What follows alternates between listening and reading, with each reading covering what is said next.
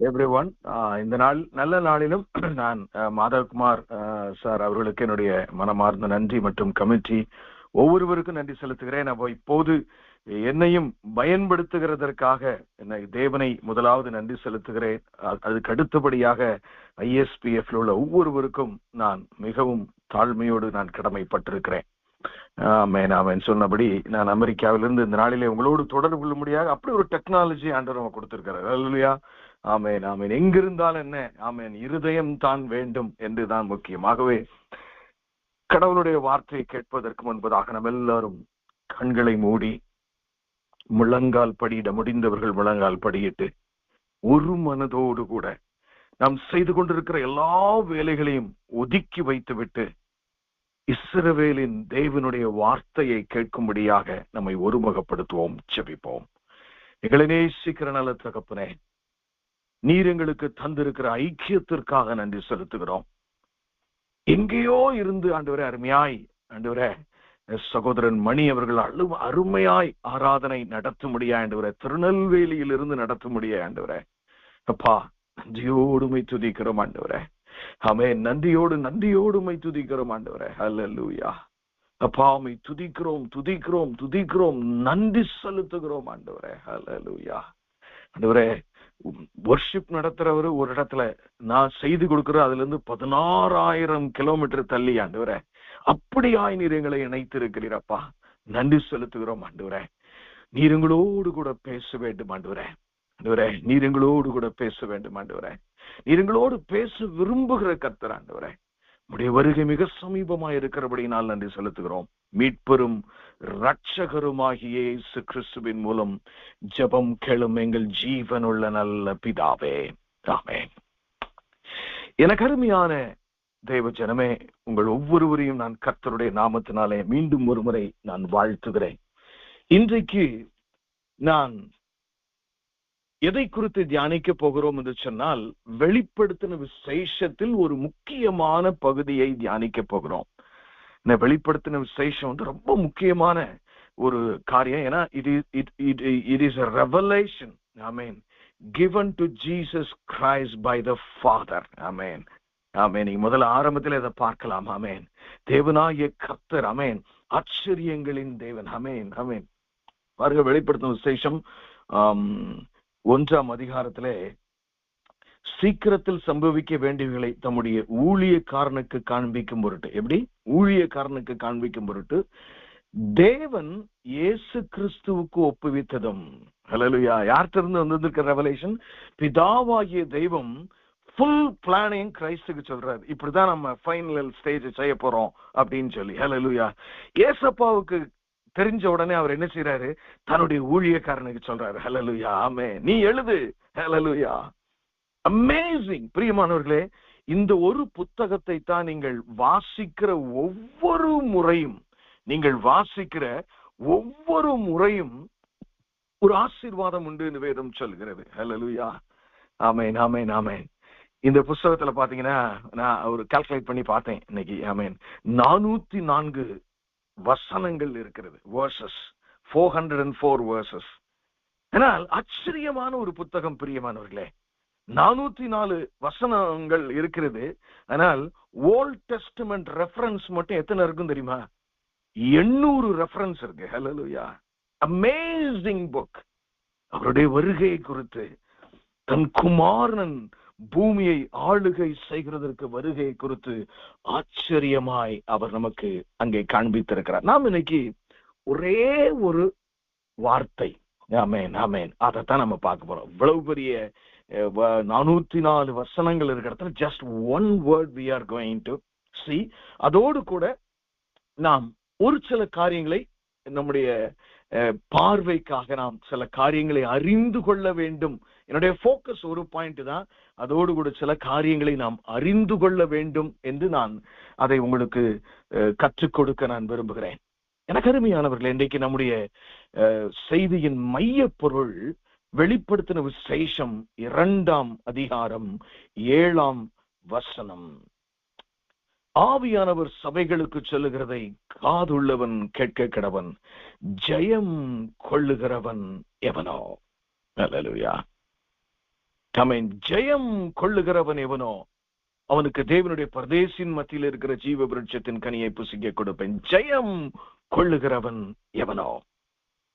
எனக்கு அருமையான தேவ ஜனமே, வேதாகமும் ஆதியிலிருந்து முடிவு வரை ஒரு காரியத்தை தெளிவாக சொல்கிறது.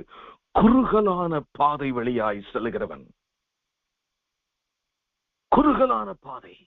அப்ப பாருங்க, ஆண்டவர் இன்னைக்கு இந்த இடத்துல உங்களையும் என்னிடத்திலும் எதிர்பார்க்கிற ஒரு காரியம், அவர் சிலுவையிலே நமக்காக சம்பாதித்து வைத்ததின் பயனை நாம் பயன்படுத்தி வாழும்படியாக நம்மை அழைக்கிறார். ஜெயம் கொள்ளுகிறவன் எவனோ. அப்போ ஜெயம் கொள்ளுகிறதுனா என்ன அர்த்தம்? ஒரு காரியத்துல நாம் வெற்றி சிறக்க வேண்டும் என்று ஆண்டவர் விரும்புகிறார். ஹல்லேலூயா. இப்ப ஃபார் எக்ஸாம்பிள், நீங்க ஒரு பெரிய மியூசிஷியன் வச்சுக்கோங்க. நீங்க 16 வயசுல அந்த ஆர்கன் போடுறத கத்துக்கிட்டு, அதுக்கப்புறம் பாத்தீங்கன்னா ஒரு 22 வயசுலயே ஸ்டேஜஸ்ல எல்லாம் போய் பாட்டு போடுறீங்க. அதுக்கப்புறம் பாத்தீங்கன்னா 35 வயசுல உங்க பாட்டை எழுதுறீங்க. ஏன்னா அப்பவுமே சிடி தான் ரிலீஸ் பண்றீங்க அப்படின்னு ஒரு தர நீங்க இமேஜின் பண்ணிக்கங்களேன். அவருக்கு கல்யாணம் ஆகி ஒரு பிள்ளை பிறகுது. அந்த பிள்ளைய அவர் எப்ப மியூசிக்ல கொண்டு வரணும்னு நினைப்பாரு? 6 வயசுலயே கொண்டு வரணும்னு நினைப்பாரு. ஹல்லேலூயா. ஆம் பிரியமானவர்களே, நீங்க ஒரு யூனிவர்சிட்டியில கோல்டு மெடலிஸ்டா இருப்பீங்கன்னா உங்க பிள்ளைகள் சரியா படிக்க கூடாதுன்னு நம்ம நினைப்போமா? சின்ன கிளாஸ் நம்பர், பேபி கிளாஸ்ல நம்பர் 1 இருக்கணும்னு நினைப்போம். அதே போல்தான் பிரியமானவர்களே, அரிதானதொன்றை அவர் உங்களுக்கு சொல்லவில்லை. எனக்கு அருமையான தேவ ஜனமே, நீங்களும் நானும் ஜெயம் கொள்ள முடியும். எதிலையா ஜெயம் கொள்ள வேண்டும்? நான் என்னையா ஜெயம் கொள்ள வேண்டியது இருக்கிறது? அவரல்லவோ சிலுவையிலே ஜெயம் கொண்டார் எனக்காக. உண்மைதான், உண்மைதான் பிரியமானவர்களே. 3 காரியங்களிலே நீங்கள் உங்களுடைய வாழ்க்கையிலே ஜெயம் கொள்ளுகிறவர்களாய் நாம் மாற வேண்டும். எனக்கு அருமையான தேவ ஜனமே, இந்த வெளிப்படுத்தின விசேஷத்தை 3 பகுதிகளாக நாம் பிரிக்கலாம். முதல் சாப்டர், ஃபர்ஸ்ட் சாப்டர் ஒரு பகுதி, 2ஆம் சாப்டர், 3ஆம் சாப்டர் ஒரு பகுதி, 4ஆம் சாப்டர்ல இருந்து கடைசி வரைக்கும் இன்னொரு பகுதி. ஆமென். அந்த டீட்டெயிலுக்குள்ள நம்ம இப்ப போறது இல்லை. ஆனால் இதுல இந்த 2ஆம் 3ஆம் சாப்டர்ல 7 சபைகளுக்கு அவர் எழுதுகிறதை பார்க்கிறோம். இவைகளெல்லாம் ஆழமான ஆச்சரியங்கள் பிரியமானவர்களே. ஏன் 7 சபைகள்? அதாவது பாத்தீங்கன்னா ஏசியா மைனர், இன்றைக்கு இருக்கிற துருக்கி தேசத்துல இருக்கிற 7 சபைகளுக்கு எழுத சொல்லி இங்க ஒவ்வொரு சபையின் பெயராக அங்க சொல்லுகிறார். ஆனா 7க்கு மேலே எங்க சபை இருந்துச்சு, சொல்லல. ஏன்? ஹல்லேலூயா. நிறைய காரியங்களை நாம் அறிந்து கொள்ள வேண்டியிருக்கு. பரிசுத்த பவுல் எத்தனை சபைகளுக்கு எழுதினார்? 7 சபைகளுக்கு அவர் எழுதினார். இவைகள் எல்லாம் ஒரு முழுமையான ஒரு உபதேசத்தை நமக்கு காட்சி அளிக்கிறது. அப்போ ஜெயம் கொள்ள வேண்டும். அவர் ஜெயம் கொண்டவர். உங்களையும் என்னையும் ஜெயம் கொள்ளுகிறவர்களாக இருக்க வேண்டும் என்று எதிர்பார்க்க. அப்போ உங்க மைண்ட்ல இப்ப முதல்ல என்ன எழுதப்படணும் தெரியுமா? நான் ஆண்டவருடைய பிள்ளை, ஆகவே நான் ஜெயம் கொள்ளும்படியாய் பிறந்திருக்கிறேன். என்ன சூழ்நிலை எனக்கு இருந்தாலும் சரி, என்ன ஊழியத்துல பிரச்சனை இருந்தாலும் சரி, என்ன என் தனிப்பட்ட வாழ்க்கையிலே தோல்வி போல் காணப்பட்டாலும் சரி, அந்த தோல்வியை பார்த்து நீங்களும் நானும் சொல்ல வேண்டிய ஒரு வார்த்தை, என் அப்பன் இயேசு ஜெயம் கொண்ட ஒரு கர்த்தர், ஆகவே நானும் ஜெயம் கொள்ளுவேன், அதற்காகவே நான் பாடுபடுவேன் விசுவாசத்துல. ஹல்லேலூயா. 3 வகையான காரியங்கள். முதல் காரியம், நீங்களும் நானும் பிசாசை ஜெயிக்க ஆண்டவர் நம்மை அழைத்திருக்கிறார். ஹல்லேலூயா. ஆமென். 3 வகையான காரியங்களிலே நீங்கள் ஜெயம். பிசாசு, ஐயோ பிசாசு நீ அடிக்கிறான், பிசாசு அப்படி செஞ்சுட்டான், நான் ஊழியத்துக்கு போகணும்னு நினைச்சாலே எனக்கு வீட்டுல துன்பம் வருது, பிசாசு இப்படி செய்றான், பிசாசு. Don't focus on Satan first. ஆமென், ஆமென், ஹல்லேலூயா. சங்கீதத்துல நீங்கள் வாசித்தல் பெரும்பாலான காரியம் கர்த்தரை ஃபோக்கஸ் பண்ணி தான் இருக்கும். Focus on Jesus Christ. அவர் அனுமதி இல்லாமல் உங்கள் வாழ்க்கையில ஒரு முடி கூட வெண்மையாய் மாறாது பிரியமானவர்களே. இப்ப முதல் காரியம், ஒரு கிறிஸ்தவன் பிசாசின் மேல் பயந்துகிட்ட கிடக்கணும். அப்படி சொல்லல. எப்பா பிசாசு நான் என்னையா செய்ய முடியும்? இல்லை பிரியமானவர்களே. இது கர்த்தராகிய இயேசு கிறிஸ்து நம்மை குறித்து விரும்புகிற மகா பிரதானமான காரியம். என் மகள் ஜெயம் கொள்ளுகிறவளாக இருக்க வேண்டும். முதல் காரியம் எது? பிசாசின் மேல் என் மகன் ஜெயம் எடுக்கிறவனாய் இருக்க வேண்டும். ஹல்லேலூயா சொல்றாருங்க. That is the desire of the Lord. That is the desire of the Lord. நீங்க எபேசியரின் புஸ்தகத்திலே நாம் ஒரு காரியத்தை பார்த்தால் 6ஆம் அதிகாரத்தில் மிக தெளிவாக ஒரு காரியம் நமக்கு வெளிப்படுத்தப்படுகிறது பிரியமானவர்களே. 13ஆம் வசனம், ஆகையால் தீங்கு நாளிலே அவைகளை நீங்கள் எதிர்க்கவும், சத்துருவின் சேனைகளை நீங்கள் எதிர்க்கவும். அதோடைய முடியுது அந்த வசனம். பாருங்க என்ன சொல்லுதுன்னு. சகலத்தையும் செய்து முடிக்கிறவர்களாய் நிற்கவும் திராணி உள்ளவர்களாகும்படிக்கு. கடவுளுடைய திட்டம் உங்க வாழ்க்கையில பிசாசை எதிர்த்து நிற்க வேண்டும், ஜெயம் கொள்ள வேண்டும் என்று விரும்புகிறார். அல்லேலூயா. எனக்கு அருமையான தெய்வ ஜனமே, பிசாச கண்டு பயப்படாதீங்க. பிசாச கண்டு பயப்பட விட அவசியம் இல்லை. ஐயோ இந்த உபத்திரவத்துல என்ன ஆண்டவர் என்னை கைவிட்டு, தேவனுக்கு தெரியாம ஒண்ணுமே உங்களுடைய வாழ்க்கையில நடக்காது. அல்லேலூயா. God knows everything. இந்த சோதனைகள் வரும்பொழுது நீங்கள் ஒன்றை முடிவு கொள்ள வேண்டும், நான் இந்த சோதனையை ஜெயிப்பேன்.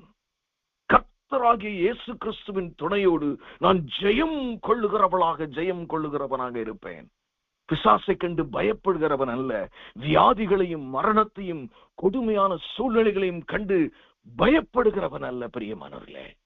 ஜெயம் கொள்ள வேண்டும். இரண்டாவது ஒரு காரியத்திலே நீங்களும் நானும் ஜெயம் கொள்ள வேண்டும்.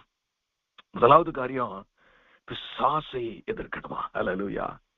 ஏன்னா எல்லா பலத்தையும் சிலுவையில சம்பாதித்து பிசாசின் தலையை அவர் நசுக்கி இருக்கிறார். நீங்க இந்த பாம்பு தலையை அடிச்ச பிறகு வால் மட்டும் கொஞ்சம் தூரம் அப்படி ஆடிக்கிட்டே இருக்கும். அந்த தாங்க உங்களுக்கு பொறுப்பு கொடுத்திருக்கிறார். அல்லேலூயா.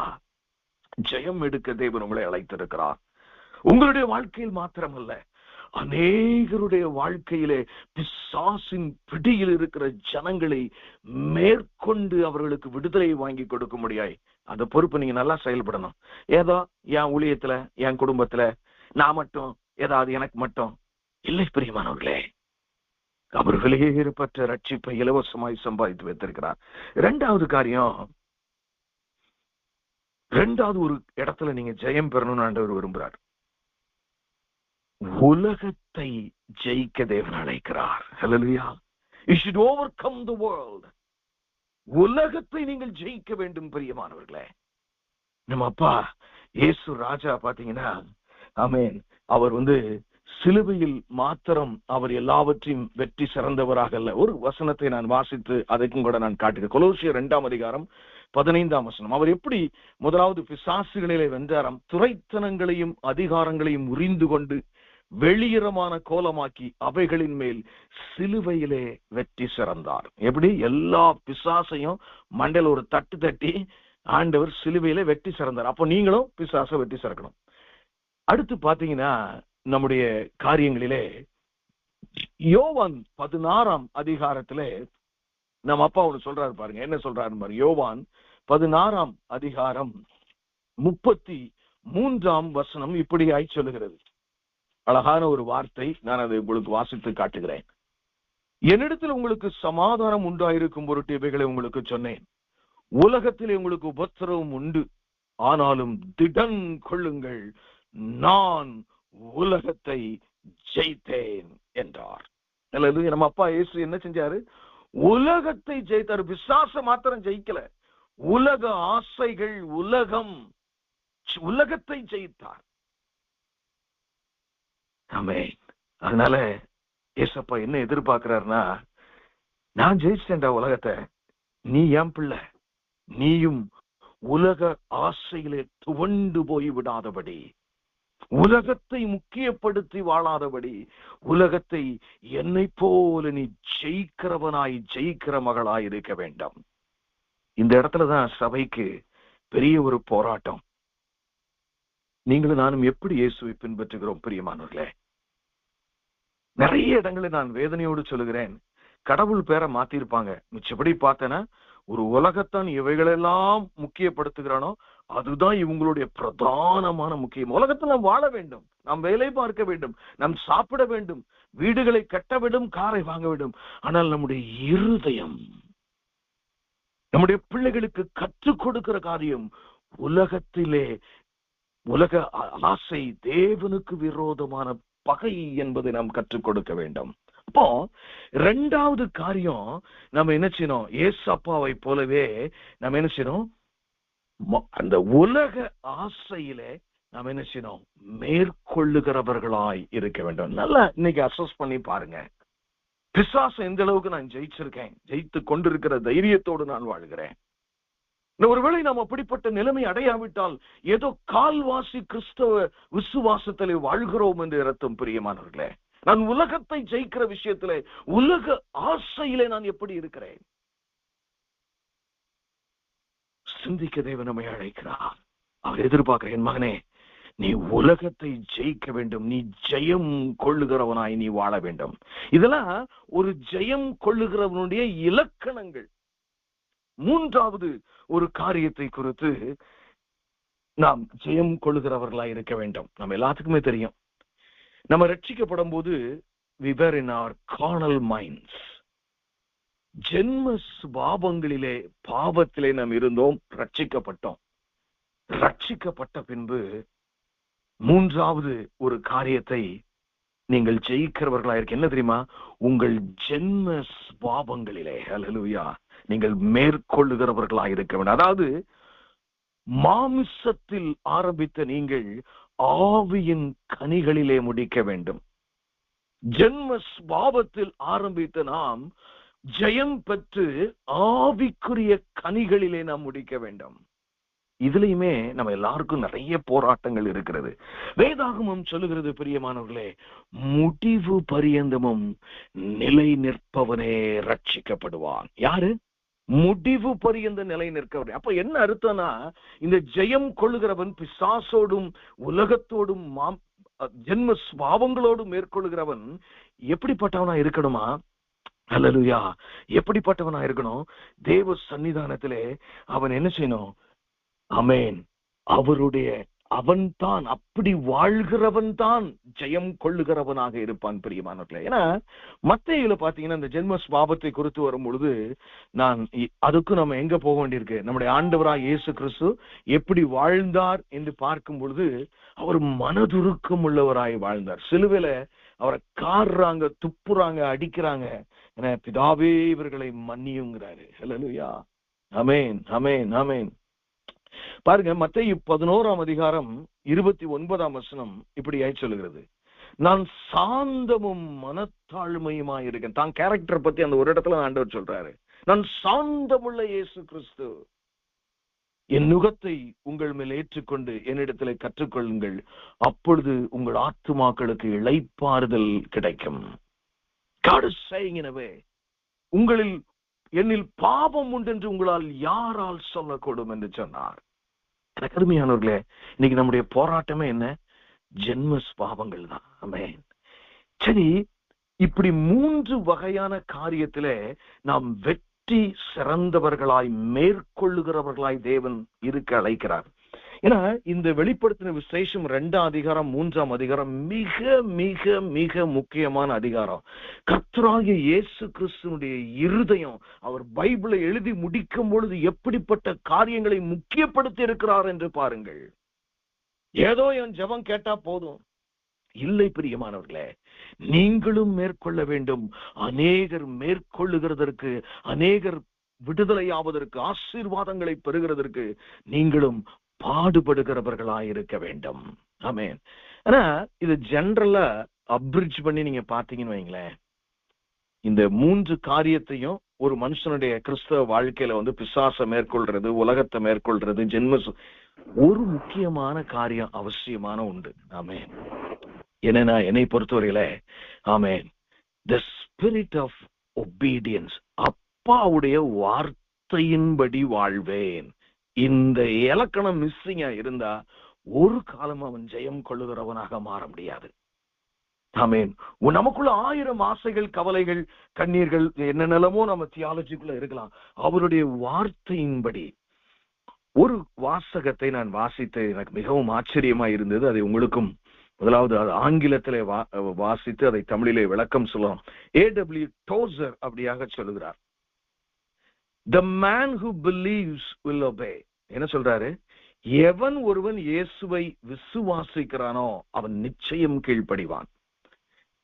Failure to obey is convincing proof that there is not true faith present.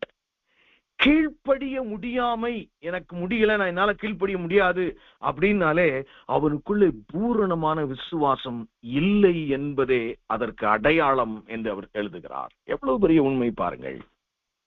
When you truly believe Jesus Christ is alive, you will obey his word. அவருடைய வார்த்தைக்கு தேடி தேடி வாசிப்பீங்க. ஏதாவது எவ்வளவு தூரத்துக்கு என்னால கீழ்ப்படிய முடியுமோ, நான் ஒரு தடவை ஏதாவது ஒரு இடத்துல கீழே விழுந்தாலும், ஒரு காரியத்துல தவறிட்டாலும் உடனே மனம் திரும்புவோம். ஒரு சீக்வன்ஸை நான் உங்களுக்கு காண்பித்து கொடுக்கிறேன் பிரியமானவர்களே. நீங்க வெற்றி உள்ள வாழ்க்கை வாழணும்னா, இது நான் உங்களுக்கு தியாலஜிக்கல் சைட்ல ஒரு காரியத்தை உங்களுக்கு சொல்ல விடுங்க. அதை யோவானுடைய வாழ்க்கையில இந்த வெளிப்படுத்தின விசேஷத்தின் புஸ்தகத்திலேயே நான் உங்களுக்கு அதை காட்டி கொடுக்க விரும்புகிறேன். ஹல்லேலூயா, அதை காட்டி கொடுக்க விரும்புகிறேன். ரொம்ப முக்கியமான ஒரு காரியம் அது. ஆமென், ஆமென். ரொம்ப ரொம்ப முக்கியமான ஒரு காரியம். ஏன்னா இந்த காரியத்துல நாம் மிக ஆழமான சில காரியங்களை நாம் கண்டுகொள்ள முடியும். ஆமென். முதல்ல பாருங்க, வெளிப்படுத்தின விசேஷம் 1ஆம் அதிகாரம் 10ஆம் வசனம். கர்த்தருடைய நாளிலே ஆவிக்குள்ளானேன், அப்பொழுது எனக்கு பின்னாலே எக்காள சத்தம் போன்ற பெரிதான ஒரு சத்தத்தை கேட்டேன். தட்ஸ் a beginning பிரியமானவர்களே. கடவுளுடைய வார்த்தையை நீங்க கேட்டாதான் நீங்க ஜெயம் கொள்ளுகிறவங்களா மாறவே முடியும். If you want to be overcomer, நீங்க ஜெயம் கொள்ளுகிறவர்களை மாற வேண்டுமா, எந்த அளவிற்கு அவருடைய வார்த்தைக்கு முக்கியத்துவம் கொடுக்கிறீர்கள், அதான் ரொம்ப முக்கியம். அடுத்து, எனக்கு நேரம் இல்லை, நான் அநேக காரியங்களை உங்களோடு பேச வேண்டும்.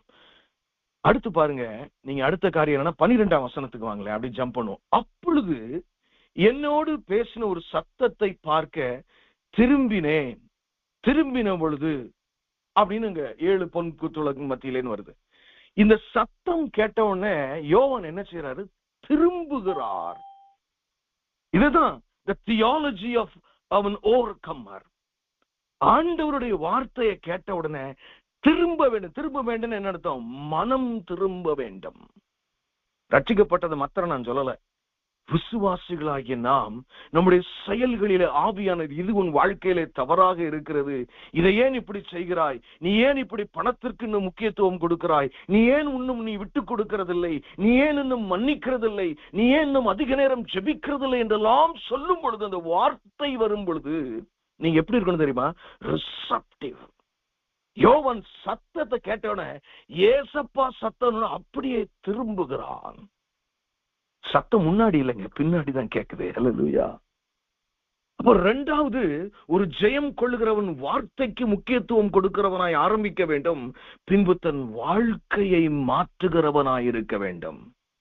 அதோடு மாத்திரமல்ல, 17ஆம் வசனத்தை பாருங்களேன். நான் அவரை கண்ட பொழுது, ஆமென், என்ன ஆச்சு? ஃபர்ஸ்ட் வார்த்தை வருகிறது யோவானுக்கு, அவன் திரும்புகிறான். திரும்பின உடனே அவன் யாரை காண்கிறான்? கிறிஸ்து இயேசுவை காண்கிறான். இதுதான் உங்களுடைய வாழ்க்கையில இலக்கணம். கடவுளுடைய வார்த்தைக்கு நீங்கள் முக்கியத்துவப்படுத்தும் பொழுது, நீங்கள் இரண்டாவது என்னன்னா, உங்கள் வாழ்க்கை, நான் இப்படி இல்ல வாழ்ந்துகிட்டு இருக்கேன், நான் இவ்வளவு பிரசங்கம் பண்றேன், இப்படி ஊழியங்கள் செய்யறேன், ஆனா இன்னும் என்னுடைய வாழ்க்கையில் இப்படிப்பட்ட அவல நிலைமைகள் இருக்கிறதே, ஒரு சின்ன டென்ஷனை என்னால் தாங்க முடியவில்லையே. அவன் மனம் திரும்பின உடனே நீ யாரை பார்ப்பீங்க? You will begin to see Jesus Christ. Hallelujah. யோவானுக்கே திரும்ப வேண்டிய அவசியம் இருந்தது பிரியமானவர்களே. அடுத்து நாலாவது, இந்த நாலே காரியம் தான் பிரியமா. என்ன நடக்குன்னு பாருங்க 17ஆம் வசனத்திலே. ஆமென். நான் அவரை கண்ட பொழுது செத்தவனை போல அவருடைய பாதத்தில் விழுந்தேன்.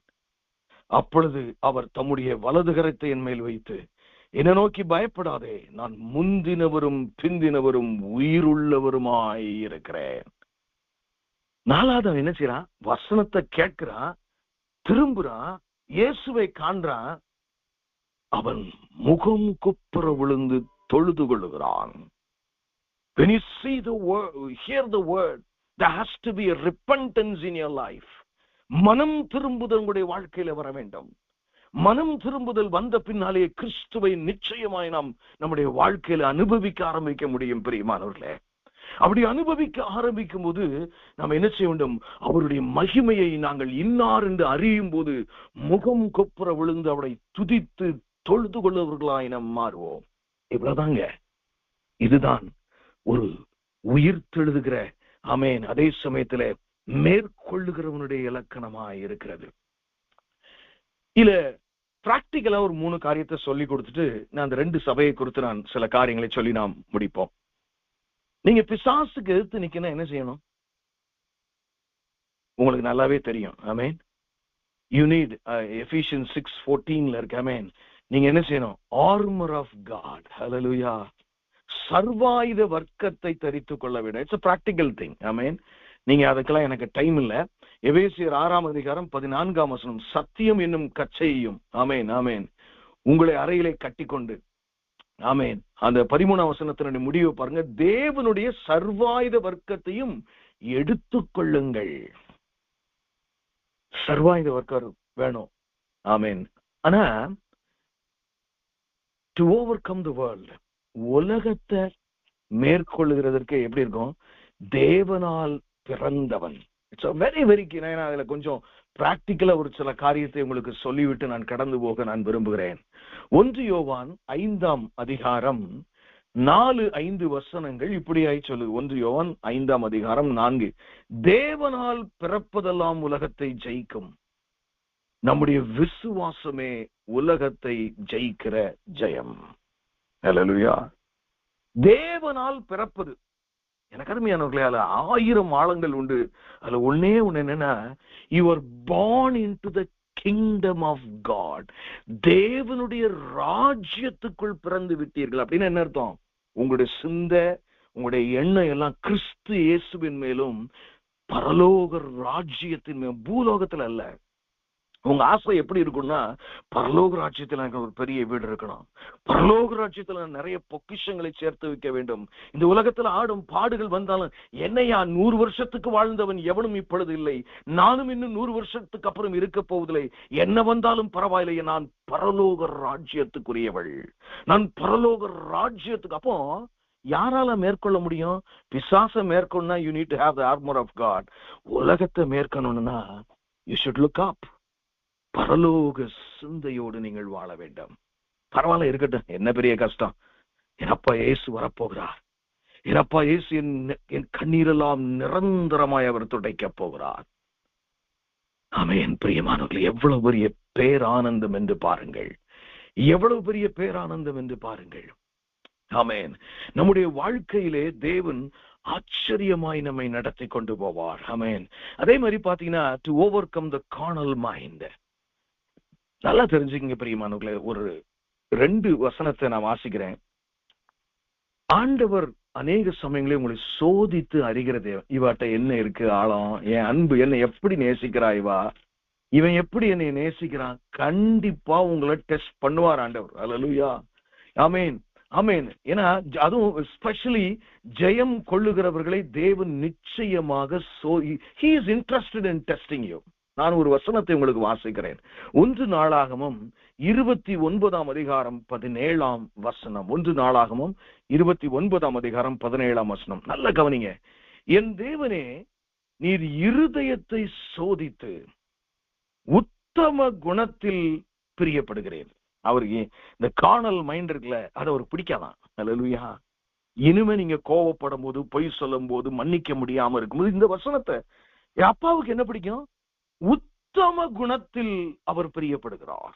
அதுக்கு என்ன செய்வாரா? உங்களை டெஸ்ட் பண்ணி பாப்பாரா. அல்லேலூயா. நீங்க என்ன செய்யணும்? அந்த கார்னல் மைண்ட், அவன் ஜென்ம சுபாவத்தை நான் மேற்கொண்டே தீர்வேன். நம்ம உபவாசம் எல்லாம் அதுக்கு நேராக இருக்க வேண்டும். நிறைய பேருக்கு இந்த ஆன்மீக வாழ்க்கையினுடைய ரகசியம் டைரக்டா போய் நீடுல போய் நிப்பாங்க. நம்ம ரூட்டை தான் டீல் பண்ணணும் என்னைக்குமே. அல்லேலூயா. எனக்கு ஏன் இந்த பிரச்சனை வந்தது, அதுதான் முக்கியமே தவிர பிரச்சனை தானாகவே சரியாகக்கூடிய ஒன்று. அல்லேலூயா. அப்ப நம்முடைய வாழ்க்கையில நம்ம என்ன செய்யணும்? உத்தம குணத்துல நம்ம வாழணும்னு சொன்னா நம்முடைய வாழ்க்கையில பிரியமானவர்களே நம்ம எப்படிப்பட்டவர்களாய் காணப்பட வேண்டும். ஆமென். அது மாத்திரமல்ல, என்ன நீங்க கார்னல் மைண்ட்ல இருந்து பிராக்டிக்கலா உங்கள்ட்ட சொல்லிட்டு இருக்கேன். பிசாசம் மேற்கொள்ளணும்னா ஆர்மர் ஆஃப் கிரைஸ்ட் வேணும். ஆமென். நீங்க உலகத்தை மேற்கொள்ளணும்னா பரலோக சிந்தையோடு வாழ வேண்டும். கார்னல் மைண்ட், அதாவது மாமிசத்துல நீங்க மேற்கொள்ளணும்னா நீங்க அதிக ஜபம், வேத வாசிப்பு. இதுதான் உங்களுக்கே தெரியும் அத காரியத்தை குறித்து. ஆனா வேத வாக்கியங்கள் அழகாக சொல்லுகிறது, பரிசுத்த ஆவியினால் நீங்கள் நடத்தப்படும் பொழுது பிரியமானவர்களே. அல்லேலூயா, ஆமென். அருமையான தேவனுடைய வார்த்தை இப்படியாக சொல்லுகிறது. ரோமர் 8ஆம் அதிகாரம் 14ஆம் வசனம். மேலும் எவர்கள் தேவனுடைய ஆவியினாலே நடத்தப்படுகிறார்களோ அவர்கள் தேவனுடைய புத்திரராய் இருக்கிறார்கள். அவருடைய புத்திரரா உலகத்துக்கு உங்களை காட்டணும்னா நீங்க எல்லாரும் முன்னாடியும் எல்லாரையும் அடிச்சு சண்டை போட்டு கேவலமா பேசி திட்டி அப்படி வாழ முடியாது. You cannot. நீங்கள் மாம்சத்தை மேற்கொள்ள வேண்டும் என்று காலையிலே தேவன் உங்களோடு பேசிக் கொண்டிருக்கிறார். ஹல்லேலூயா. எப்ப முடியும் தெரியுமா? அவருடைய பரிசுத்த ஆவியினால் நிறைந்து. இது எப்ப நடக்கும்? அதிகமாய் தேவ சமூகத்தை, எங்க வீட்டுல தனியா ஒரு இடம் இருக்கு, எங்க தனியா ஒரு வேலை எனக்கு இருக்கு, பைபிள் எடுத்து நான் வாசிக்கணும், நான் அதிகமாக ஜெபிக்க வேண்டும் என்று நீங்கள் நினைக்கும் பொழுது பிரியமானவர்களே, எப்பவும் தெரியுமா? உங்களை அறியாமலே ஆவியானவருடைய ஆளுகைக்குள்ளே இருப்பீர்கள். உங்களுடைய ஜென்ம சுபாவங்களை மேற்கொள்ள முடியும். போகட்டும் பிரியமானவர்களே. இன்னும் சற்று நான் ஆழமாக வெளிப்படுத்தின விசேஷம் 2ஆம் அதிகாரத்துல சில காரியங்களை உங்களுக்கு நான் சொல்லிக் கொடுக்க நான் விரும்புகிறேன். Because my time limit is very limited. ஒரு காரியம், இந்த 2 பாயிண்ட் உங்களுக்கு நான் ஸ்ட்ரெஸ் பண்ணிட்டு இதனுடைய மேற்கொள்ளுகளுடைய ஆசீர்வாதங்களுக்கு நேராக நாம் கடந்து செல்வோம். இந்த 7 திருச்சபையிலும் ஒரு காரியத்தை இயேசு கிறிஸ்து மிக தெளிவாக சொல்லுகிறதை நான் பார்க்கிறேன். இந்த மேற்கொள்ளுகிறவருடைய இலக்கணத்துல நீங்க இருக்கணும், இது நீங்க கண்டிப்பா தெரிஞ்சிருக்கணும். அதனாலதான் நான் அவுட் ஆஃப் த சப்ஜெக்ட்னால அதை நான் உங்களுக்கு சொல்லுகிறேன். ஒன்று, நீங்க ஹியூஜா நீங்க பாத்தீங்கன்னா, ஆமென், 7 சபையிலையும், உதாரணத்துக்கு நான் சொல்றேன் பாருங்க, வெளிப்படுத்தும் விசேஷம் 2ஆம் அதிகாரம் 3ஆம் வசனம். நீ சகித்துக் கொண்டிருக்கிறதையும் பொறுமையா இருக்கிறதையும் என் நாமத்து நிமித்தம் இளைப்படையாமல் பிரயாசப்படுவதையும் அறிந்திருக்கிறேன். In every church he is writing. 2ஆம் அதிகாரத்துல 9ஆம் வசனம் பாருங்க. அடுத்த சபைக்கு அவர் சொல்லும்போது, சிமிர்னா சபைக்கு சொல்லும்போது, உன் கிரியைகளையும் உன் உபத்திரவத்தையும் நீ ஐஸ்வர்யம் உள்ளவனாய் இருந்தும் உனக்கு இருக்கிற தரித்திரத்தையும் தங்களை யூதர் என்று சொல்லியும் யூதர் அல்லாமல் சாத்தானுடைய கூட்டமாய் இருக்கிறவர்கள் செய்யும் தூஷணத்தையும் அறிந்திருக்கிறேன். உன் உபத்திரவத்தை நான் அறிந்திருக்கிறேன். Amazing. God says, I know. நம்ம நிறைய நேரங்களில் நம்ம நினைக்கிறோம், மேற்கொள்ளுகிறவர்களாகிய நாம், எனக்கு பிரச்சனை வந்துருச்சு, எனக்கு ஏன் இந்த பிரச்சனை வந்துச்சு, ஏன் ஜபத்தையே ஆண்டவர் கேட்கல, அவர் இருக்காரா, உண்மையிலேயே இயேசு உண்டா, நான் தான் தெரியாம நம்புறேனா, இந்த தெய்வத்தையும் விட்டுட்டு போனா வேற எங்கேயும் எனக்கு நன்மை இருக்கிற மாதிரியே தெரியலையே, why I am being persecuted. எனக்கு அருமையான தேவ ஜனமே, உங்கள் இருதயத்தை தேவன் ஆசீர்வதிப்பாராக. அவர் உங்களை அறிந்திருக்கிறார். தெளிவா சொல்றாரு சிம்மர்னா, உன் உபத்திரவத்தை நான் அறிந்திருக்கிறேன்.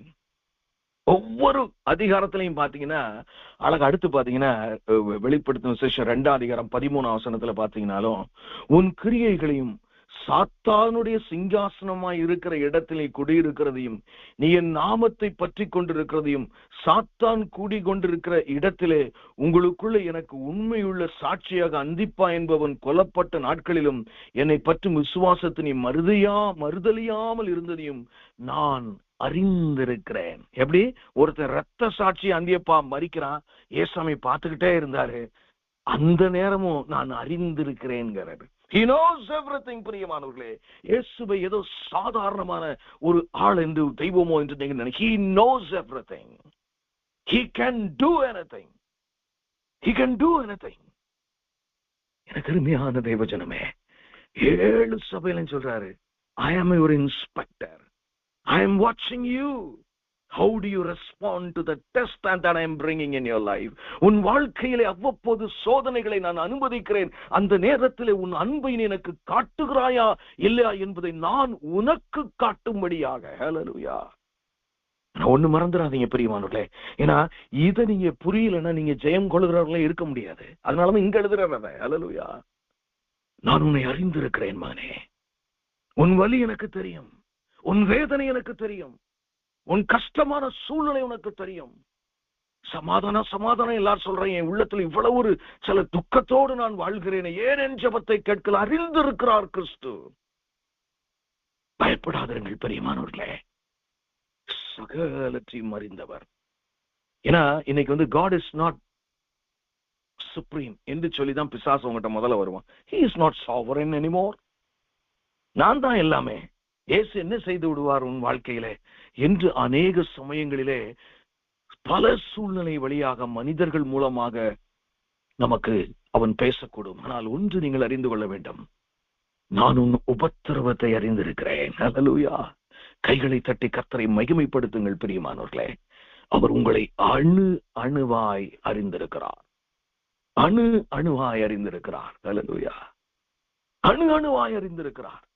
சில நேரங்களில் நான் ஒரு அமெரிக்காவிலே நான் வந்த இடத்துல ஒரு வெள்ளைக்கார நண்பரோடு பேசிக் கொண்டிருந்தேன். அவர் வியட்நாம் வார் வெட்டரண்ட். அப்படின்னா வியட்நாம் வார்ல அமெரிக்காவுக்காக யுத்தம் பண்ணினவர். அவர் சொல்றாரு, என் தேவன் நான் அவரை அறிந்து கொள்ளுகிறதற்கு முன்னாடி அவர் என்னை அறிந்திருக்கிறார். அவர் இந்த எலபென்ட் கிராஸும் வாங்க ரொம்ப உயரமா இருக்கும், 12 அடி அப்படி உயரமா இருக்குமா. அதுல உள்ள நடந்து போனா என்ன நடக்குதுன்னே தெரியாது போல. அடுத்த ஒரு 2 அடியில யார் இருக்காங்கன்னு தெரியாதான். அப்படி இவரு நடந்து போய்கிட்டு இவரும் நண்பரும் போறாங்களா, ஒரு கிட்டத்தட்ட 1 அடி கனத்துக்கு மேல இருக்குங்கிறாரு. அவர் கை வச்சு காட்டினது ஒரு பெரிய மரக்கட்டை மாதிரி இருந்துச்சு. அது அப்படி தாண்டின உடனே பாத்தீங்கன்னா, Cecil you will not even believe, ஒரு பைத்தன் பெரிய 22 அடி இருக்குமா அந்த பாம்பு. அப்படி 4 அடி 5 அடிக்கு எந்திரிச்சா அந்த தலை மட்டுமே 1 அடி இருக்கும்னு நினைக்கிறேன் சிசில்ங்கிறாரு. அப்படியே வருது எங்களை. அப்படி நான் அப்படி துப்பாக்கி வச்சு இது பண்றேன். அப்போ என்னடா செய்யன்னு சொல்லி இதோட போராடிக்கிட்டு இருக்கோம். அப்புறம் என் ஃப்ரெண்டு கேட்டேன், ஷூட் பண்ணிடுமான்னு கேட்டே, ஷூட் பண்ணாத பாவம் அது போட்டும் அப்படின்னு சொல்லி நாங்க வந்தோம். யூ வில் நாட் பிலீவ், அதுல இருந்து கொஞ்சம் தூரம் தான் வந்தேன் சிசில். வியட்நாமிஸ் சோல்ஜர்ஸ் அங்க யானைகளை கொண்டு அந்த மரக்கட்டைகளை எடுத்து வச்சுக்கிறத பார்த்தேன். அப்படியே என்னுடைய கேம்புக்கு நான் இன்ஃபர்மேஷன் கொடுத்தேனாரு. அவர் என்ன சொன்னார் தெரியுமா, இந்த பாம்பு என்னை தடுக்கா இருந்திருந்தால் நான் நேரா எனிமை கையிலே போய் அப்படி மாட்டிருப்பேங்கிறாரு. அவர் சொல்றாரு, எனக்கு அருமையானவர்களே, அப்படி எனக்கு புல்லரித்தது. இயேசு கிறிஸ்து உங்களை அறிந்திருக்கிறார் பிரியமானவர்களே. 22 அடி நீளமுள்ள ஒரு பைத்தானை கொண்டு அந்நிய தேசத்திலே யுத்தத்திலே ரத்தத்திலும் இருக்கிற ஒரு மனுஷனை பாதுகாக்க கூடுமானால் உங்களுடைய வாழ்க்கையை அவர் அறிந்திருக்கிறேன் என்று கர்த்தர் சொல்லி இந்த இலக்கணத்தோட வாழ்றவன் தான் ஜெயம் கொள்றவன். அல்லேலூயா, அல்லேலூயா. 2வது ஒரு காரியத்தை நான் உங்களுக்கு காட்டி கொடுக்க விரும்புகிறேன் பிரியமானவர்களே. இப்ப நம்ம சிமிர்னா சபைக்குள்ள நம்ம போறோம். ஆமென்.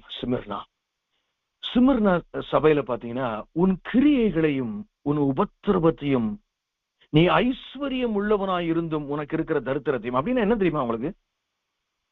நீ ஐஸ்வர்யவனாய் இருந்தும் உனக்கு இருக்கிற என்ன சொல்றாரு, நீ பிசிக்கலா எல்லாரும் கண்ணு முன்னாடி உனக்கு சாப்பாட்டு கூட வழி இல்ல, ட்ரெஸ் இல்ல, சரியான வீடு இல்ல, வறுமையில் இருக்கிறான், என் பார்வையில் இவர் ரிச்சுங்கிறாரு. நீ ஐஸ்வர்யவனாய் இருந்தும் நீ உபத்திரவத்திலும், அப்படிதான் இருக்கு அந்த வசனம் பாருங்க. நீ ஐஸ்வர்யவனாய் இருந்தும் உனக்கு இருக்கிற தரித்திரத்தை, என்ன நடந்ததுன்னு மட்டும் ஒரு சில காரியத்தை பார்த்து நம்ம முடிப்போம்.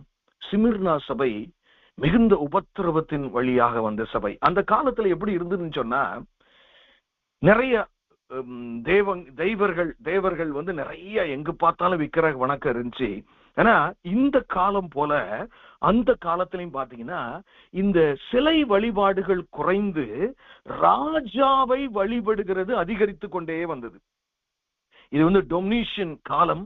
அந்த காலத்திலே பாத்தீங்கன்னா நீங்க எல்லாருமே ஒரு பிஞ்ச் ஆஃப் இன்சென்சஸ் நம்ம சொல்லுவோம்ல, நம்ம இதுல பாத்தீங்கன்னா நம்ம என்ன சொல்றது, ஒரு கற்பூரமோ இல்ல ஏதாவது அந்த மாதிரி ஒரு ஐட்டத்தை அப்படி கொளுத்தி ஒரு ஆல்டர் மாதிரி இருக்கும்.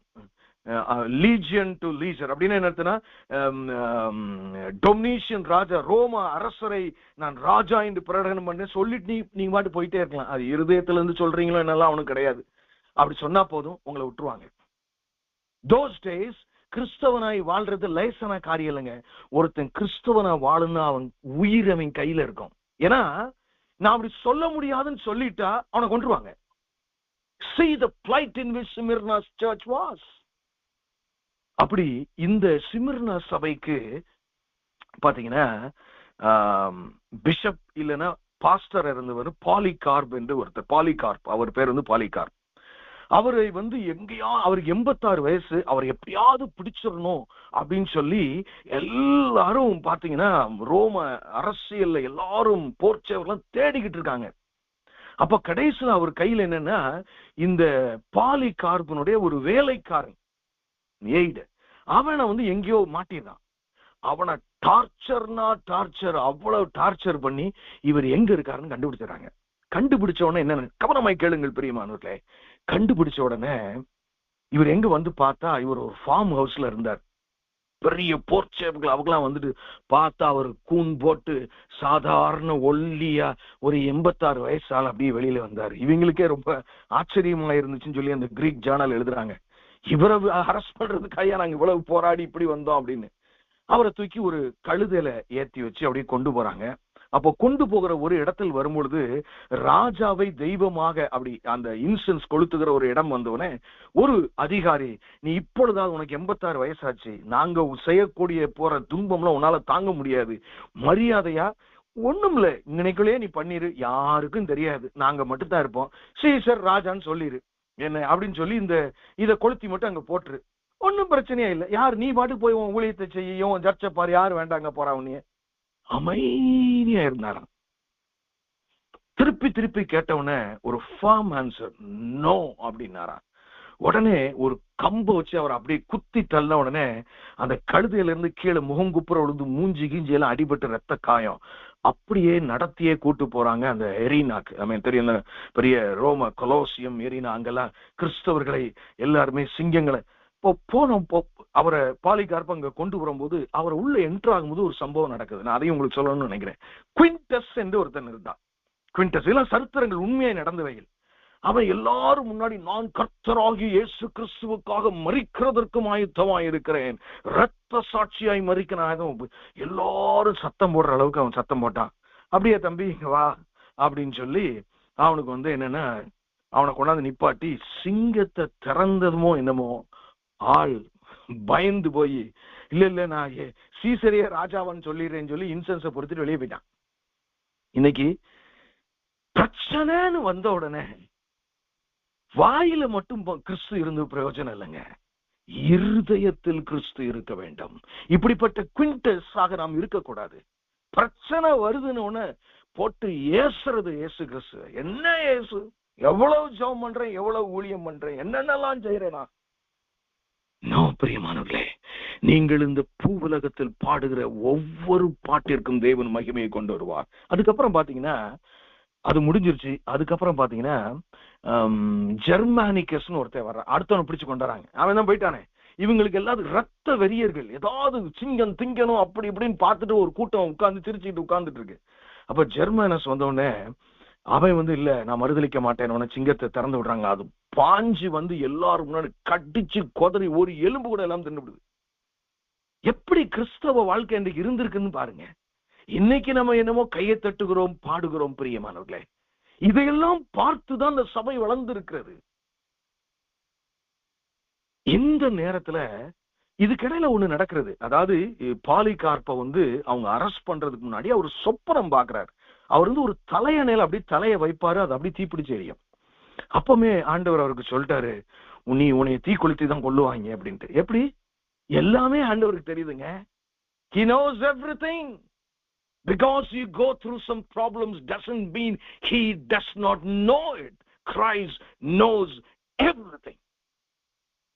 இயேசுவுக்கு எல்லாம் உங்களுடைய வாழ்க்கை தெரியும். பெரியவார்களே, உங்க வாழ்க்கை இந்த பூமியோடு முடிகிற வாழ்க்கை அல்ல, முடிவில்லாத ஒரு வாழ்க்கை உங்களுக்கு வைத்திருக்கிறாரே, முடிவில்லாத ஒரு வாழ்க்கையை வைத்திருக்கிறாரே. இப்ப பாருங்க, அதே மாதிரி சிங்கம் தின்னு நிறைய தின்னவனா எங்களுக்கு போர் அடிச்சிருச்சு. பிரிங் பாலிகார்ப், பிரிங் பாலிகார்ப்னு எல்லாரும் கத்துனாங்க. அவரை கொண்டு வந்து விட்டோன்னே அவங்களுக்கு சிங்கம் நிறைய கிடைச்சோம். இல்ல இவரை வந்து தீய வச்சு கொடுத்தோம், நம்ம எல்லாம் பார்த்து ரசிக்கணும்ட்டான். உடனே ரைட்னு சொல்லி அந்த நேரம் அவர்கிட்ட கேட்கிறாங்க, ஐயா இப்பமாவது மறுதளிச்சிரு, ராஜாதான் தேவன் சொல்லிருன்னு. அவர் என்ன சொன்னார் தெரியுமா? Historical statement he said. எந்த இயேசு கிறிஸ்துவை நான் 86 வருடங்கள் பின்பற்றி வந்திருக்கிறேன், இந்த வேளையில நான் அவரை மறுதலிப்பேன் என்று சொல்லி அவர் ரத்த சாட்சி ஏற்றுக்கொண்டார். உடனே கட்டையை போட்டு அவர் ஒரு கட்டையில வச்சு கட்டி தீய வைக்கிறாங்க. தீ எரியுது, அவர்கிட்ட போக மாட்டேங்குது. எப்படின்னு பாருங்க, நம்முடைய தேவன் எப்படிப்பட்ட தேவன் பாருங்க. இதெல்லாம் சரித்திரம் பிரியமானவர்களே. நான் பொய்யை சொல்லவில்லை, கூட்டி குறைச்சு பேசவில்லை.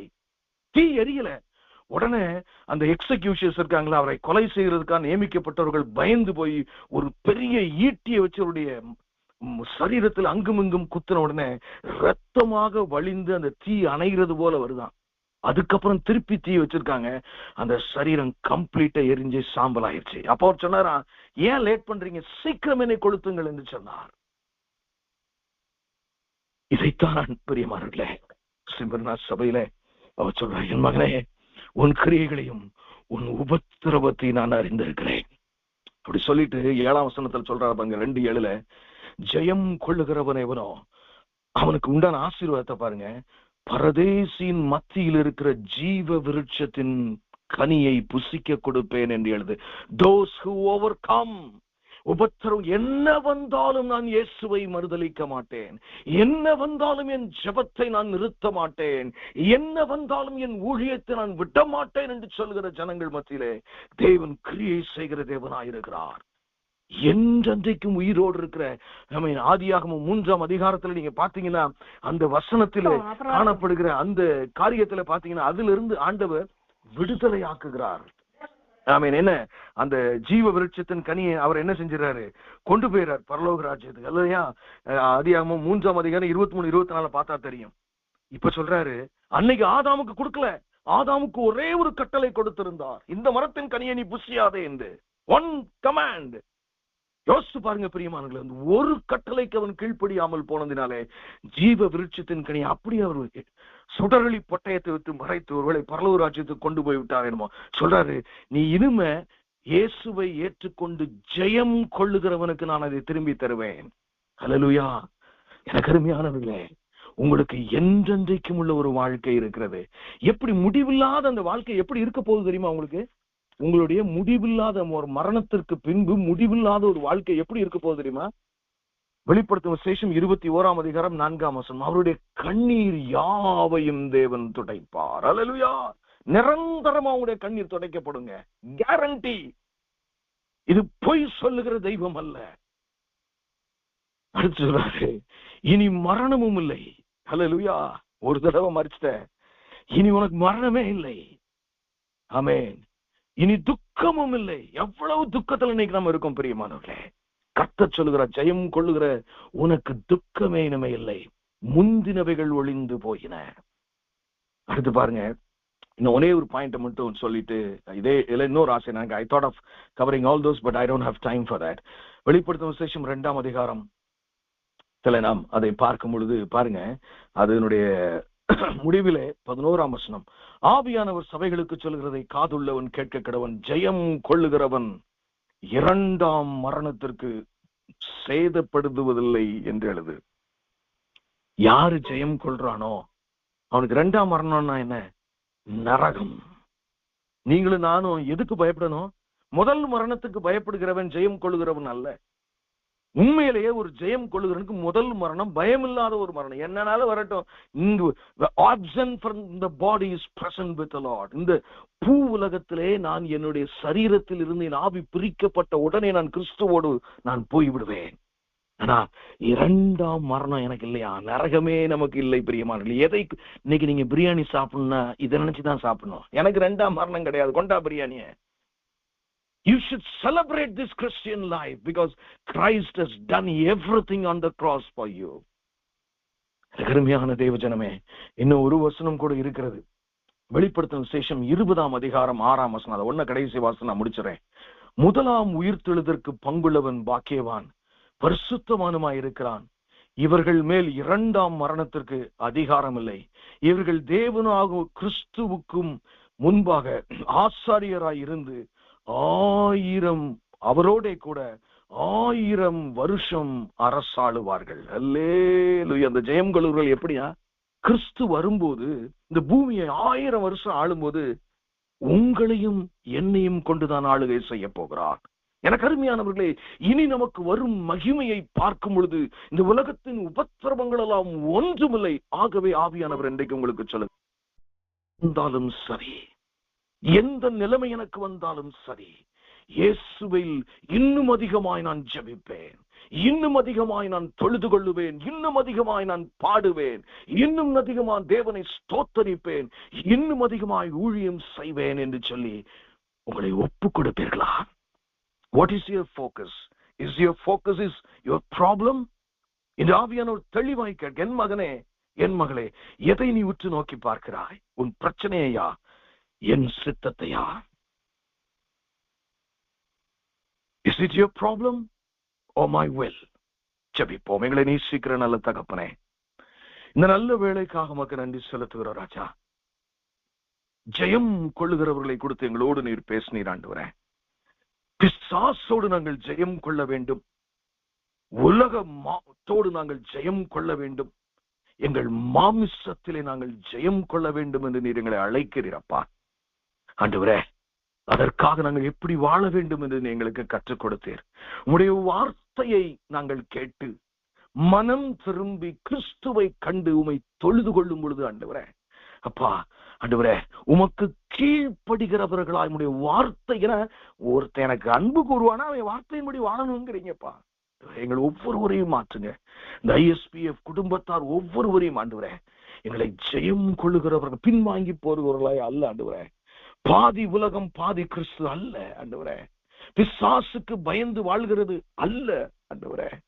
ஜென்ம சுபாவங்களிலே துவண்டு போகிறவர்களா இல்லாமல் ஆண்டவரே, இவைகளை ஜெயிக்க அதிக நேரம் காத்திருக்க ஜெபிக்க எங்களுக்கு உதவி செய்யும். ஆசீர்வதிங்க இந்த வார்த்தை ஒவ்வொன்றையும் ஆண்டவரே. உம்முடைய கிருபையான வார்த்தைகளாய் இருக்கிறபடினாலே எங்களுக்கு பிரயோஜனமாக்கித்தாங்க. மீட்பெரும் இரட்சகருமாகிய இயேசு கிறிஸ்துவின் மூலம் ஜெபம் கேளும் எங்கள் ஜீவனுள்ள நல்ல பிதாவே, ஆமென். பிரியமானவர்களே, எனக்கு ஒரே ஒரு ஆசை, யாராவது ஒருவர் இந்த கேட்ட வார்த்தைக்காக நான் முதலாவது ஜெபித்து அதுக்கு பின்பு நம்ம உங்களுடைய ப்ரோக்ராம்குள்ள நாம் கடந்து செல்லலாம். somebody I want, whoever is touched, உங்களை ஒப்பு கொடுத்தவங்க, ஆண்டவரே நான் ஜெயம் கொள்ளும்படியா என்னை ஒப்பு கொடுத்திருக்கிறேன் என்று சொல்கிறவர்கள், ஆமென் ஆமென். நாம் யாராவது ஒருவர் இந்த கேட்ட வார்த்தைக்காக ஜெபிப்போம். ஸ்தோத்திரம்பா.